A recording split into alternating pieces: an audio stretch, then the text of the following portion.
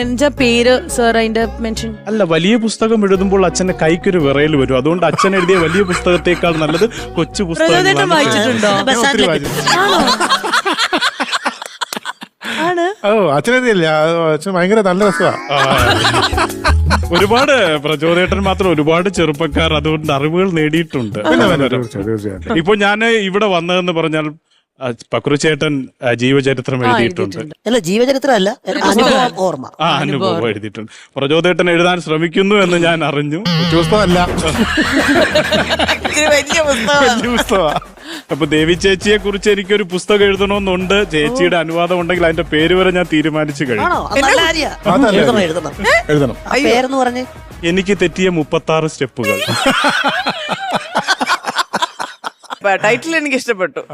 ഇപ്പൊ താങ്കൾ എന്ത് പുസ്തകമാണ്? അതായത് നിങ്ങൾക്കിടയിൽ അത് പറയാനാണ് ഞാൻ വന്നത്.